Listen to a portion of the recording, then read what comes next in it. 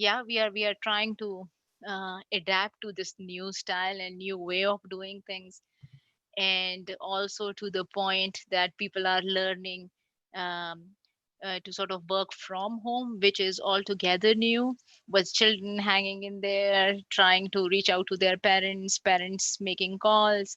So all of this is still very, very new, but the good thing is um, that while this idea is fairly new in Pakistan, while for my company it's completely different. We used to have this alternate work arrangement and remote working arrangement in the past as well, and that's part of our policy too. While the reinforcement is more so, but still, in for other companies, it's a huge change. While they are adapting to this change, they're also finding it sort of complex to build some policies and guidelines around it for employees, as well as the fact that it would be great to provide them emotional support. This is what organizations are talking about. Obviously, it's a lot of stress. The work shift is changing for everyone. There is no check of time. People simply get up and they start working. So it's all very, very sort of new for everyone, how to balance it out, whether to continue working with a similar shift or to just sort of tweak their own shifts and make it more personalized, whatever deems appropriate to whosoever, as long as it doesn't impact the business operations, uh, is taking traction, where employers are also talking a lot about it, that how to make sure that they get that psychological as well as emotional safety, and then at the same time there is no impact on business. So we are all learning, we are all in it together. The good thing is that nothing is being reinforced primarily in Islamabad, which is the capital. But yeah, this is where we are. So it's really a time of change all around the world. And if we just look at the statistics of the numbers in Pakistan now, do you have like any kind of update on what is really happening in terms of the numbers? Of course, I do have numbers and I will try to pull it up. So I think it is just a second. I'll pull it up. Latest numbers as of today. Yeah, that'll be great because we're really talking about a country that has been through so much political challenge. And I loved how you said that you can really withstand a country with great resilience. There's been so many countries around the world faced with a lot of tough happenings all around the world, and Pakistan is definitely one of them. And I think being hit with this, for a country that hasn't been, let's say, stable politically or economically or socially all around the world, this is obviously taking a very different um, slant. It's very challenging for anyone anywhere right now. And then of course you've got a culture there where people like to gather, they like to hang out and do things. So I'm assuming that social life has to really dramatically change, and then it depends how long this goes on for because nobody really knows. And when you look at your numbers now, I know South Africa might be in a similar state to Pakistan, where my sense is that they are slightly behind the numbers of some of the countries in Europe that were sort of coming on towards the end into lockdown. First was Italy, then it was Spain, and then the rest of European countries and a few more around the world. But I know South Africa was only going into lockdown last week. How long have you been in lockdown there? So we have been. It was announced. So it's almost a week. It was officially announced on March 23rd, and beginning March 24th. That's the state of affairs for our country. And so as of today, the cases are 1,914. And ICT is the Islamabad Capital Territory. So there you see the numbers are pretty low for our capital. But aside from that, as you can see, Punjab is a very huge province. The number is 652. Likewise, Sindh is a very huge province for Pakistan. So the numbers are almost similar, 652, 676. um, Balochistan and KP, they are small provinces. Still, the numbers you can see very well. For Gilgit Baltistan, AJK, it's a very small. It's Azad Jammu Kashmir. It's a very small piece of land, which is where we also share it with India. Would have been nice if we had Dr. Ruby here. She would also have been able to share her numbers from there. So basically, it's like the division of this one place, Kashmir. And then for Gilgit Baltistan, the interesting part is that they sort of the number got up for them. It spiked because of so many travelers, and at the same time, they were just trying to celebrate their festival instead of being quarantined, and they thought that it's kind of a festival, and that is why this is the number, and it rose to 148. But the good thing is that the recovery is also high, as you can see. That's The recovery rate is pretty right. good. Right. And I think that gave people a lot of hope in the beginning now to know that some people are getting better, and that the immunity is strengthening in some cases where people are developing antibodies to the virus, which is really what we all need. Evolutionarily speaking, we need to have more and more people that are healing from it. But of course, the vulnerable are um, still the older people and anyone that's maybe not well at the moment, or has a low immune system, or people with chronic disease. Today, in fact, and I think you know Dr. Ambreen Chowdhury Samia, we Hmm. had a masterclass on chronic disease and the real impact of uh, any kind of chronic illness on the healthcare system, and how different countries are now going to be facing some serious questions about how to manage people with chronic illnesses in the future that are not getting themselves checked out or tested at the moment because of corona. So we see there's so many rippling effects happening when one of our systems is overloaded, like the health system. So we gave some time to that discussion today to look also at how we can prevent burnout, and how anybody who's taking care of someone who's sick right now and or is in quarantine, not feeling well, is also advised to perhaps watch that video. There's some of it on the YouTube where you can get some guidance from a medical doctor, a generalist, a general practitioner, about what things you can be doing. So hydration is very, very important. Hot water is very important at this stage.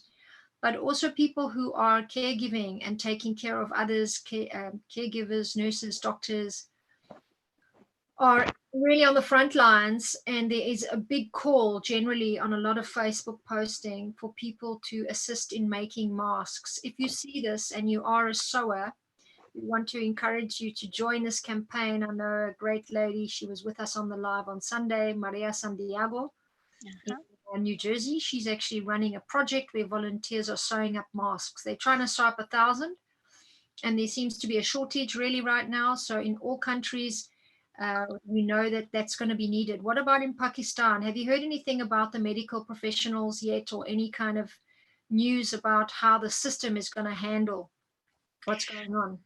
So to begin with, yes, to begin with, we did not have enough supplies, as well as the infrastructure didn't look good.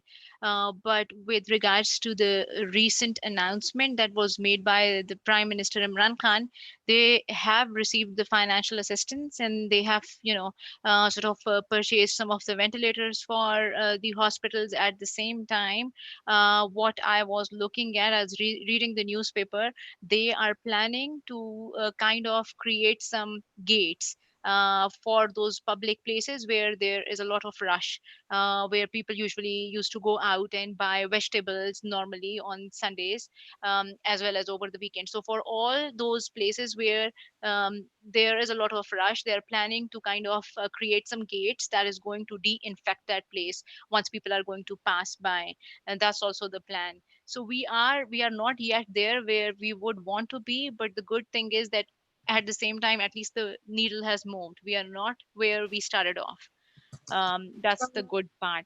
Yeah, so it's great to now see Dr. Courgette also joining us today. I know that she has limited time, and I just want to thank her. Let's see if she's still here.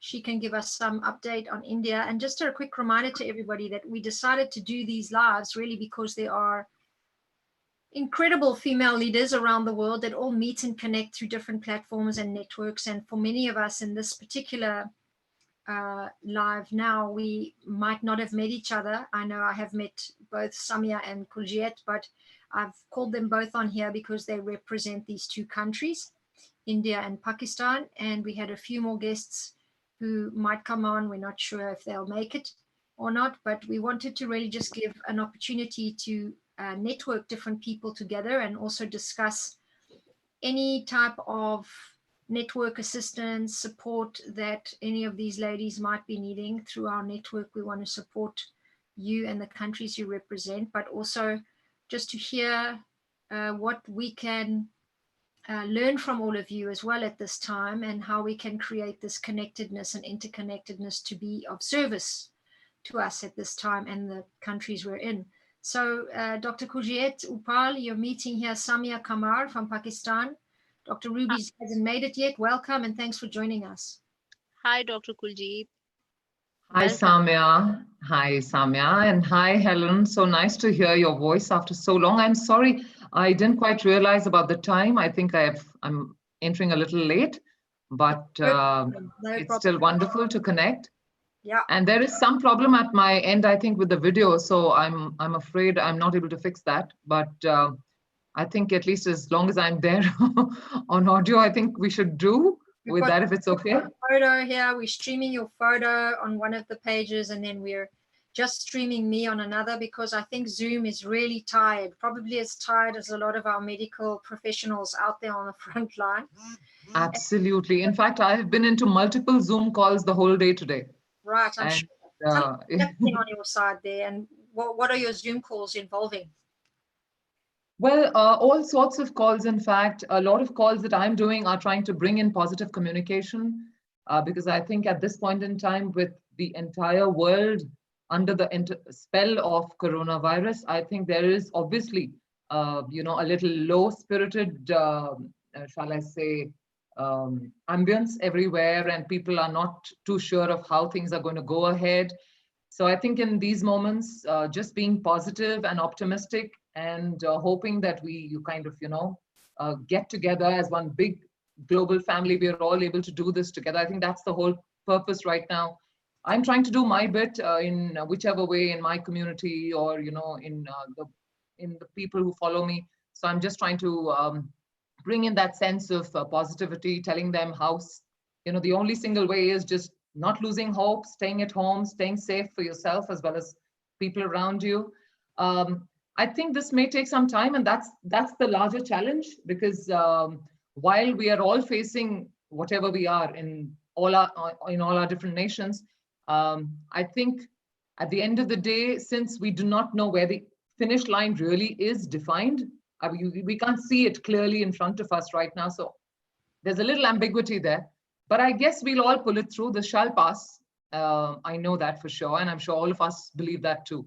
So yeah, the whole communication generally has been going around what's been happening, and of course, in the midst of all of that, there are business leaders who are obviously a little shaky about the economy dipping, and I think multiple countries are going to be facing that soon. But I think my whole single purpose right now is to try and tell people not to think so much in terms of businesses right now. I think the larger focus is on people, and just making sure that we do the right things so that we stay safe, and we ensure that people around us are also taken care of. So I'm one of the COVID volunteers here in India, and I'm trying to do my bit. Like in the morning, at times I'm sitting and cooking food, and then I take them into packets and kind of give it to the people on the road, because there are a lot of people who are stranded. There are also some lesser privileged ones. So I'm trying to do whatever little I can.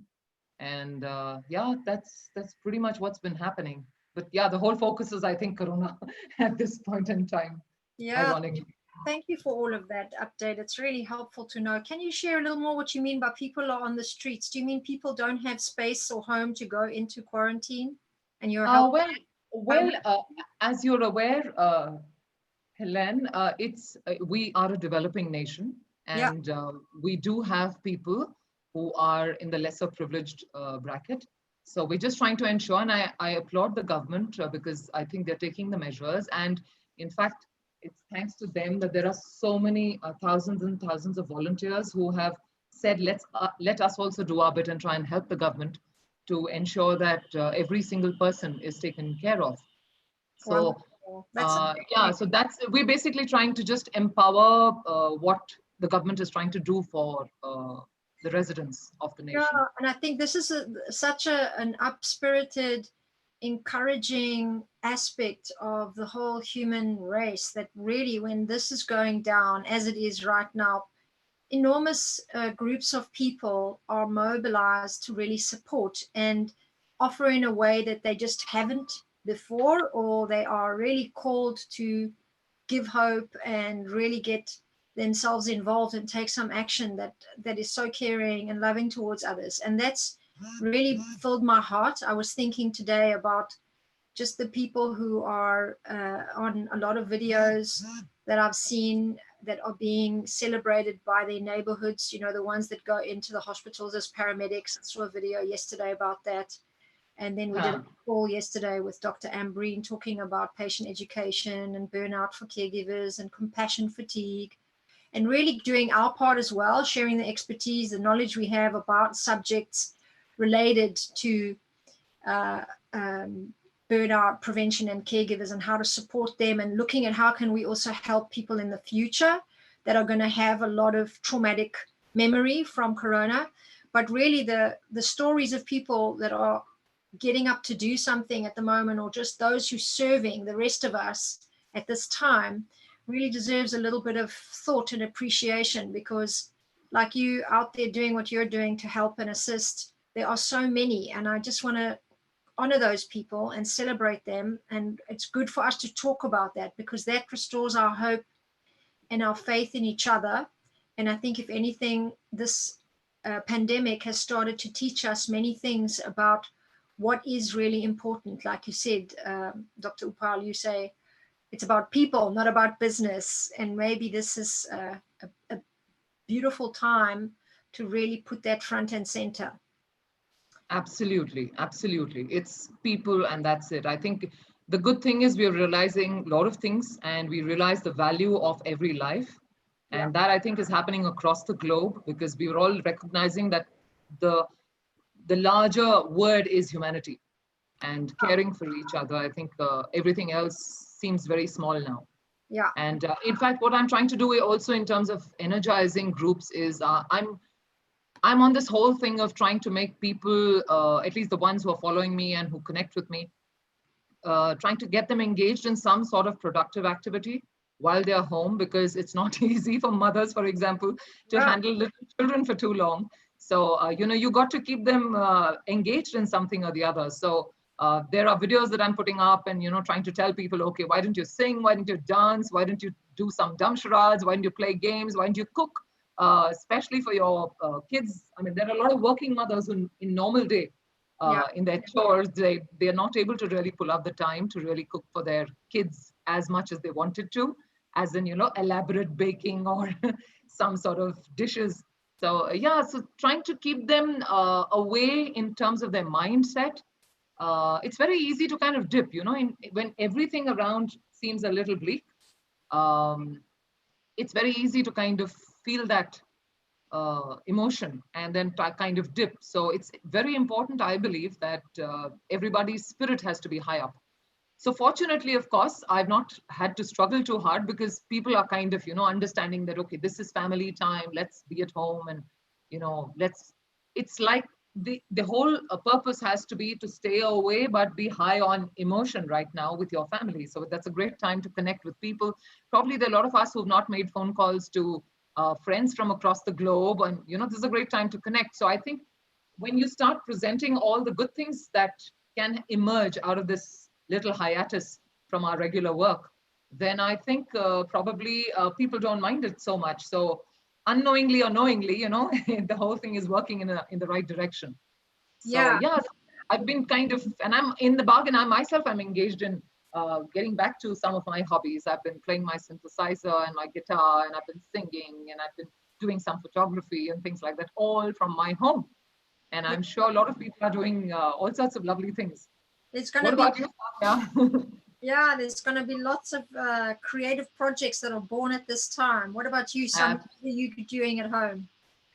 So I'm a huge fan of Bollywood. I'm sure you won't find it very different. So I'm watching all those movies on Netflix that I missed out in 2010, 2011, 2013, 14 due to work. I was telling my another colleague who is located in UK, but she's basically from India. I was telling her the similar thing, and she has also missed out on some of the movies. So she was like, okay, please do recommend. That is one what I'm doing. The second is where I am trying to be involved in my community by working on setting up these virtual sessions aside from being part of this paradigm shift platform, thanks to Heleniq. So and the reason behind it is just to sort of give them a sense of hope and to also prepare them that it is not all dark. There is, like, every cloud has a silver lining. So that's definitely what we would want to do for our folks, because watching news all the time, looking at social media, having all of this negative, I would say, news, looking at it is something which eventually, to your point, Dr. Kuljit, it makes people feel that perhaps there is no future. And that is what we would not want our people to think of, especially in this time. And definitely they need that support. So yeah, this is Hmm. all what is keeping me busy aside from doing my full-time work as well, which is like 9 to 5 job, where I'm working with S&P Global. So this is pretty much it. Yeah, Lovely, and I've lovely. just invited two more colleagues to this live. One of them is about to join us, hopefully, if the messages are going through. So expect someone new to hop on. And this is a male leader, because we opened the calls and we were speaking a lot to women, but we wanted today to start including in different cultural groups discussions about specific locations. It came up in one of the lives with some global female leaders that perhaps we should be a little bit more connected to different areas of the world right now, and we should look in a more focused way at what's happening. So there's a great network here called Female Wave of Change, one of my collaborators. And Ingun Bowl is on the live today. Thanks for joining. She's been on one of these lives with me a few times already because she was on the previous summit. And she was telling us that her organization in about 40 countries also has on the agenda a desire to really help and support people with free trainings online. And I decided to jump on and present the summit speakers on these live panels to discuss how we can lead and guide and help each other. And that's where this idea came from, that we have these separate cultural groups. So we had one in Spanish, we're having this one for Spain, India and Pakistan. And then we will have one more tomorrow in Arabic, where we just offer support to countries that speak Arabic. And we have Arabic female leaders coming to talk about their countries and about Corona, but also the bigger vision of how to network support and offer assistance really into the future. And then we will also be having one in French and Portuguese if we find enough leaders for that. And this is all contributing to the bigger conversation about how can we all uh, use our network as women. We've done a lot of networking in the last few years as professional women. How can we use our network for good and help support each other and be uh, informed about what's going on and what the bigger needs are? So if you have any specific challenges right now in your countries, respective countries, that you think anyone can help on, or someone in our networks might be able to assist, all you need to do is just put it on one of these comment boxes, or we can even discuss it now, or maybe this group can meet again and see if there is ways to collaborate, because the people I've invited are psychologists and founders of NGOs and organizations that also might be able to assist, knowing that they have people like you out there. They might be able to be supportive for what you do and maybe even could use your expertise. That's it. So that was the call. Just letting you both know that there might be a few more hopping on now. Mr. Ashutosh Srivastava, career counselor, psychotherapist, clinical psychologist. I met him here in the Netherlands doing a lot of work on anxiety.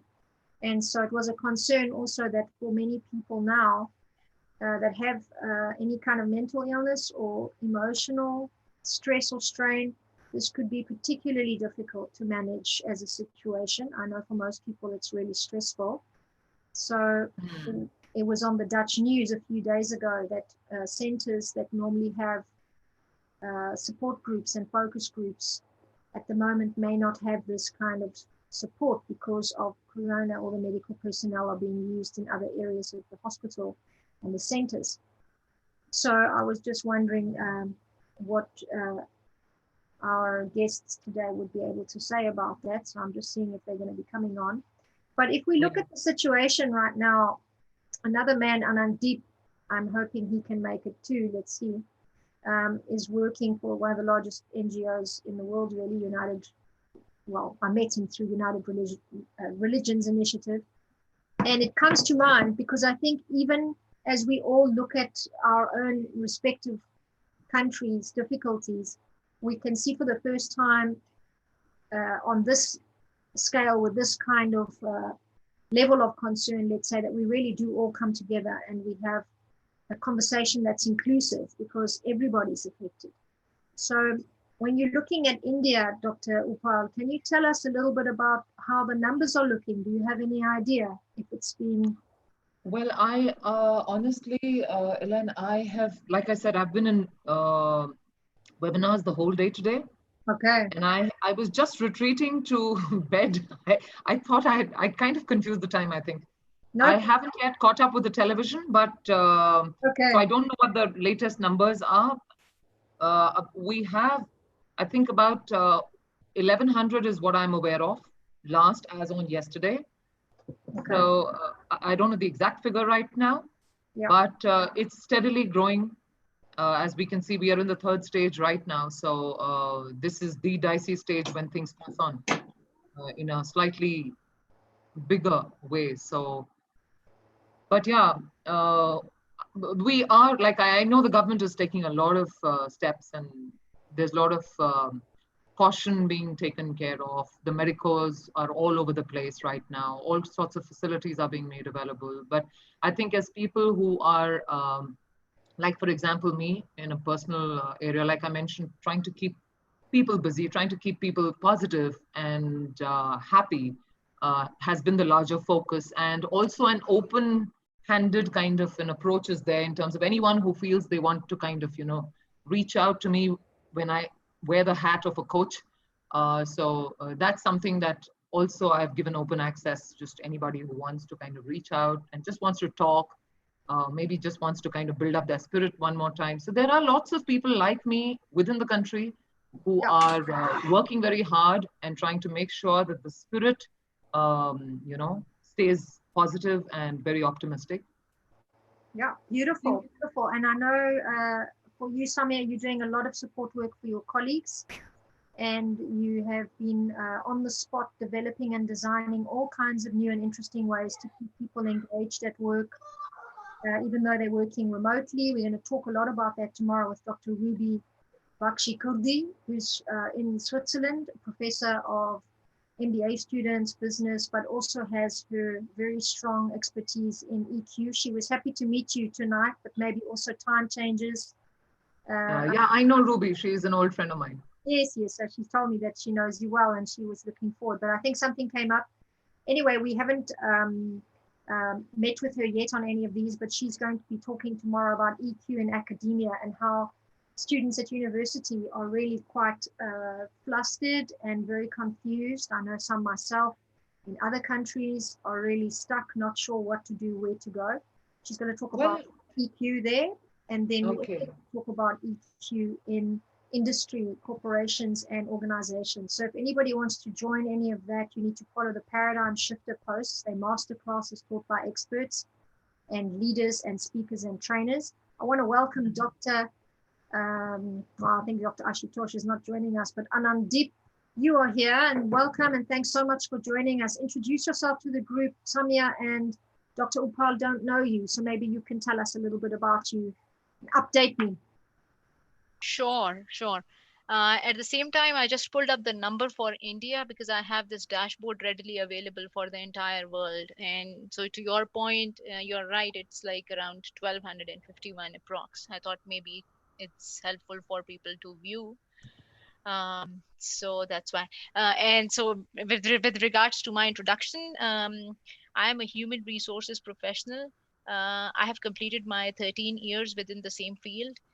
I've worked in different industries, started off my career from the medical care organization, where my prime job was to kind of revamped the admin department. Back then in 2006, it was the admin department, and human resources was very, very new. It was altogether a new concept. Then I moved on to the management consultancy firm. From there, I jumped to Marriott International, where I headed as a human resources head for an operations of around 1,000 headcount. Um, After that, I joined this company, which was Legacy SNL. In case you might have heard about it in India, it's a huge company. I'll share the new name now, but back then it was Legacy. By the time I joined, it was Legacy SNL. Joined as an employee relations manager. My job was to make investigations and to create engagement for the talent as well as workforce, and to equip managers and to educate them to reinforce a positive culture. I then transitioned to the role of the people partner, and there I am overseeing entire Pakistan. This company was acquired by S&P Global, which was McGraw Hill back then, and it was then rebranded as S&P Global. So S&P has a huge operation in different cities within India, in Ahmedabad, Hyderabad, as well as Gurgaon. Mm-hmm. um, I have a lot many colleagues, and we keep speaking about the same time because we are navigating through it together. Yeah. That's So nice. yeah, this is pretty much it about my introduction. Quick and a quick introduction from our new guest now here, Mr. Anand. Can you unmute and tell us a little bit that I believe now you're in Canada, yeah?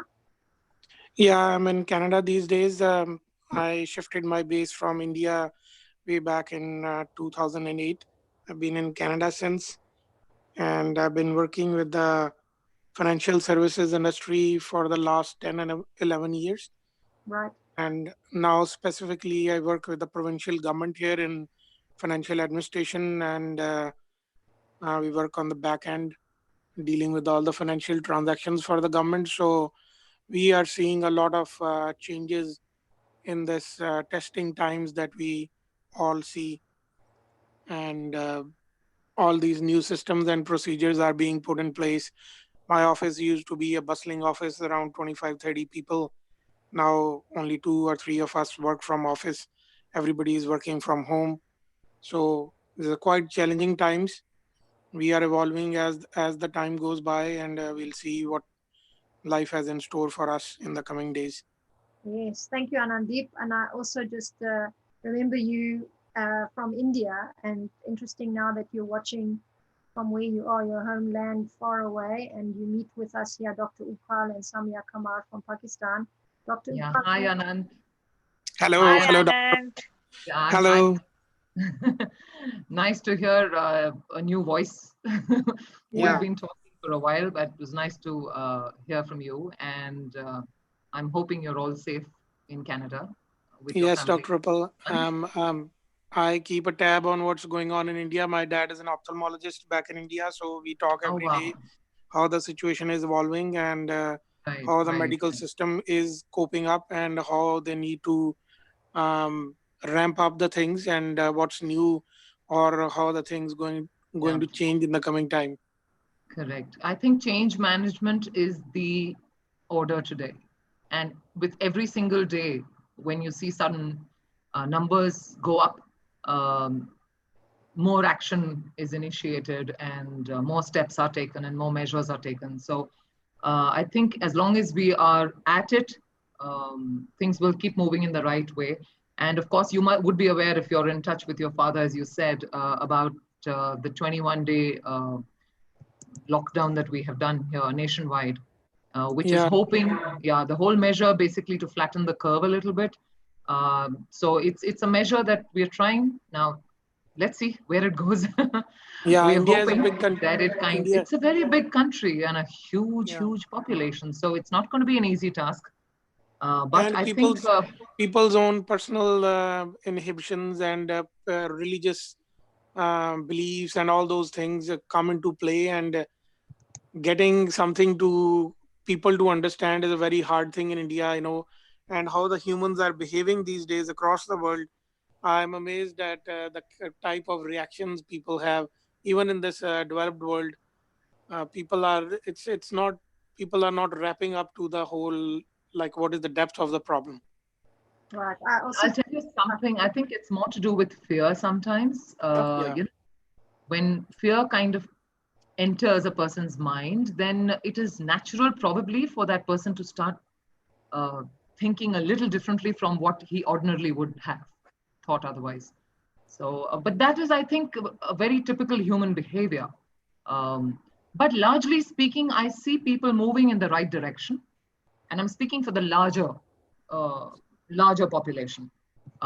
Largely speaking, I think it's going in the right direction, and that's why I'm keeping my fingers crossed that we don't know how flat it'll get because 21 days is still a little far away. But I think we're on the 8th day today, and we seem to have started moving somewhere there in that direction.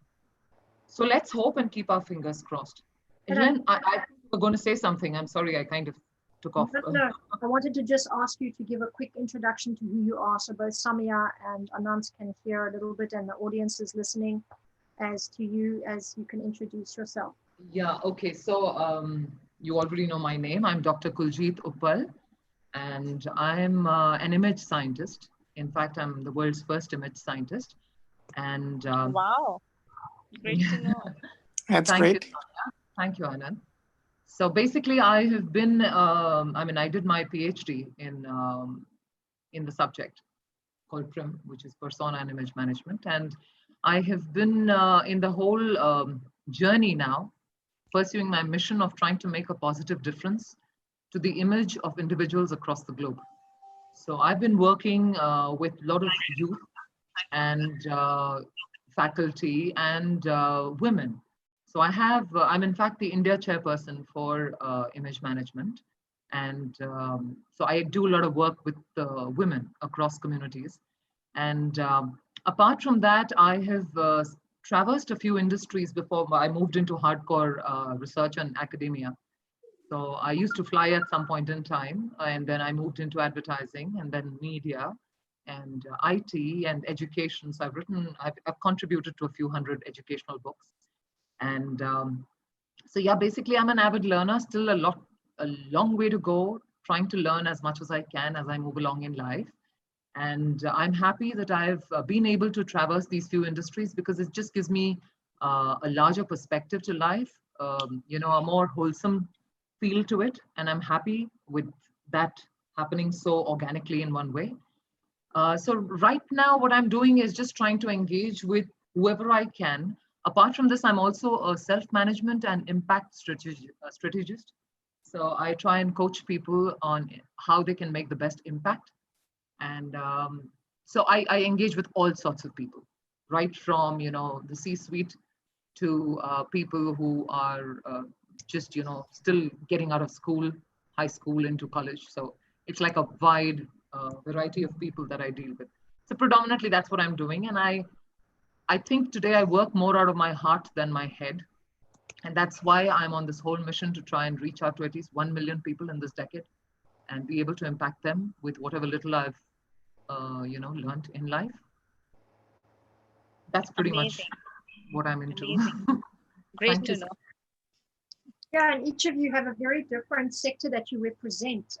And as I am understanding it now, you're each in a different country. So, Anandeep, you're in the financial sector there, in government in Canada, but also looking on India. And then Samia in an actual organization with loads of employees, but overseeing the entire country and working a little bit more on the kind of human resource, the staff for a company, and how this is such a strange time for employees and all the challenges they now face. And then you, Dr. Upal, are, uh, I know your story well by now, that you've moved into many different disciplines, and you've now also been stepping in to really just help the community by cooking food and really just being there and uplifting people's spirit in different ways too. So if I can ask you this as a panel, what would you say is the one thing that you have learned so far from being in this situation? One thing, positive. Well, this is Anant here. I have learned to be patient and go with the flow. Yeah, beautiful. I think we're all trying that too. Yeah. Be patient and go with the flow. Yeah, I think there's been a force into that, isn't it? The situation has forced us. I think in the beginning, like you were speaking before, I was just trying to confirm that there really are stages of grief when we lose a loved one, or when we lose a job or a lover or a child or whatever it might be. And then there are stages of crisis management, and they're very similar to the stages of grief, but they mirror similarly this idea of having shock. And the shock only comes after the denial. So for a lot of us, there was a stage of not really knowing how serious this was. And I think these panels have helped us to know that human nature is such that different countries are catching on at a different pace because of this, and also because the severity is really only rippling into different countries. Uh, last week, when in some countries it was hit a month ago. So I think we have to be understanding and patient about how people need time to comprehend what's happening. And really the shock is a good place to get to, because that's where we start to confront the situation and we start to have to find a way to accept it. But there can be a lot of resistance in that beginning phase. So even if we start looking at what are we learning, if it is something like being patient and going with the flow, that's a very powerful breakthrough, because anyone who's trying to hold on to the past right now, or insisting things be normal when they really aren't and probably won't be for a while, might be more stressed out. But it takes time to accept, So I have a lot of compassion for people and what they're facing right now in terms of accepting, and a lot of people who can't comprehend the severity yet, because it takes a very deep think to really realize that everywhere you go and everything you touch, you could be contaminating someone.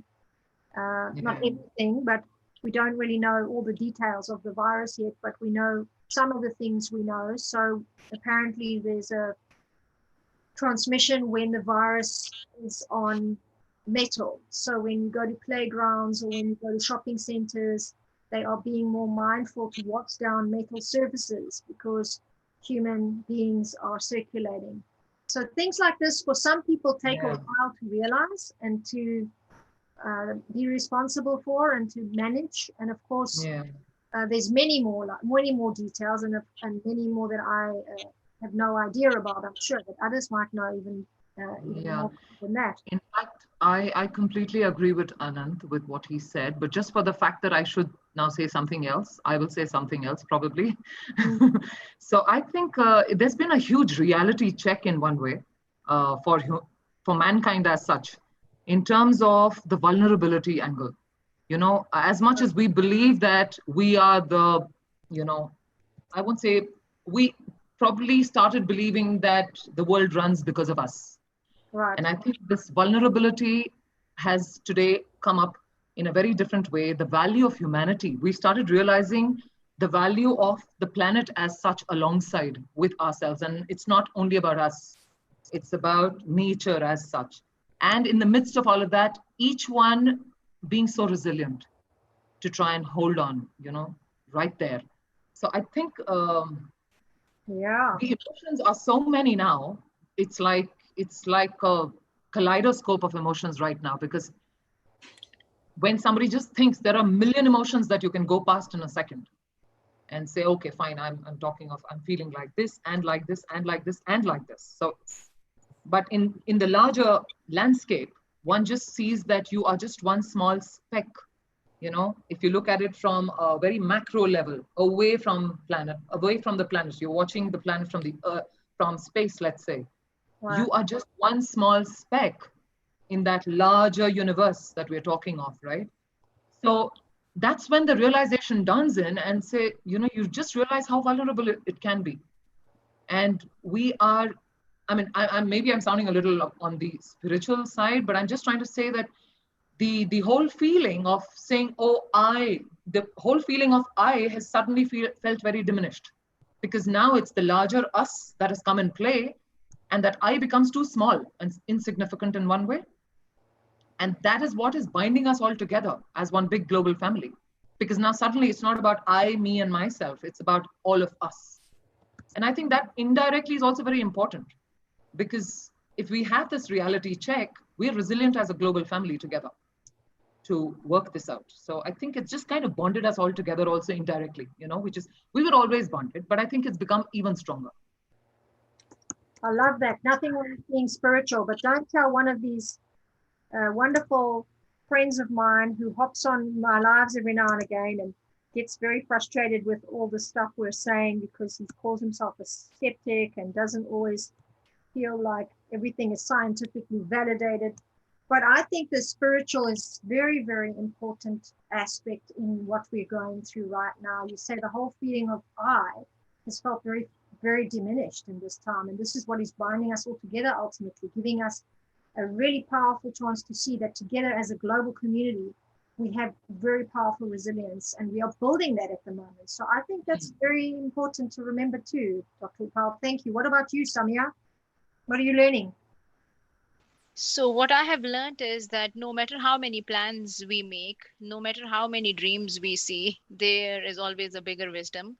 And there are times when those things are not in our control. So, agility is key in stressful times, where we need to understand our emotions as well as emotions of others, and be able to help them, like help people realize their emotions, and at the same time sort of flex our styles, and to Anand's point, go with the flow. We don't have a choice than not to do otherwise. So having that agility and having that mindset is super imperative, because things will not be in our control every time, and so we should be absolutely fine in terms of adapting ourselves. Yeah, I think you have been the great golden nuggets on this call. All three of you giving your wisdom to the rest of the group. And I'm sure everybody listening and watching on this live, you've also been learning some incredible things during this time. And my three beautiful friends here, Dr. Upal, Samia Kamar, and Anand are offering their support and wisdom to you in many different ways. If you want to reach out to us in any way, you can put a comment on this box, and maybe we can connect you, especially if you have friends or colleagues or peers in any of these countries, in Canada, India, or in Pakistan. They would be happy to network you in somehow, or just let you know what's going on in those countries, perhaps. And also, if any of you out there want to put on the box what you've been learning, it's also very welcome and very important for us to keep sharing at this time good news, things that keeps the mind positive, and if anything, keeps the mind neutral.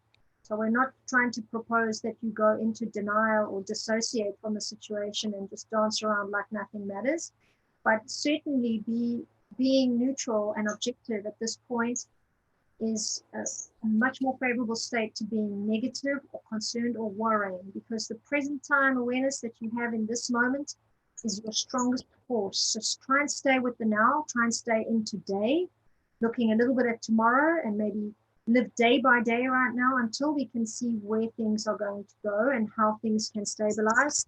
I'm going to give my last minutes here to each person to say their last words, a goodbye, or maybe a thought you would like to leave with people listening. And if anybody wants to share this video with anyone from any of these countries, please do. And if either of you on the call, Samia, Kujet, and Anand, if any of you want to request something from the community or the audience, or you have a desire to connect with each other, by all means, I can also make that happen. So let's give everybody their last words. Who wants to go first? Okay, Samia, go first. All right, this is an amazing platform. Thank you so much for providing this, and it has been a great pleasure to meet with you, Dr. Kuljit, as well as Anand. If there is anything, Heleniq, I'll definitely be reaching out to you. Aside from that, if I can be of any help to any one of you or to the audience, I'm more than happy to be of help and to extend facilitation. Wonderful. Thank you, Samia. You're right. You are written up on the box with your wisdom. It says there is always a bigger wisdom. So agility is key in stressful times. Understand our emotions and emotions of others. Thank you for your words. Who wants to go next? Anandip, how about you? Yeah, um, I'll sum up this that even though these are testing times and whatever is happening in the globe, media is spilling out all those news, negative news. But I see more positivity in this that at some point in my life, all these years, there is a pause so that everybody, not me, can rethink where we are, where we need to go. The word is kind of going into a new generation, I would say. Um, uh, it's kind of a transformation for the human race. Excellent. So so wrap up this transformative time to bring all the good that we have pushed back all these years and hidden and not sharing with everyone. So that small virus is telling us that remove that I and collectively work as we. Then when we do work as a we, then we can work better. Yeah, this is very powerful. So you said with us also you're learning patience and to go with the flow. And really, we are in a time of transformation for the human race. Maybe we can pull back all that we haven't been able to be focused on. And if we start sharing collectively, we can remove that I and start working as a we. Thank you so much for joining me today. And to Dr. Kujet Upar, last words. Yeah, so Anant preempted the I and we from what I had said. So I don't know what more to say. But I would only say one thing probably that we innately have a warrior within all of us.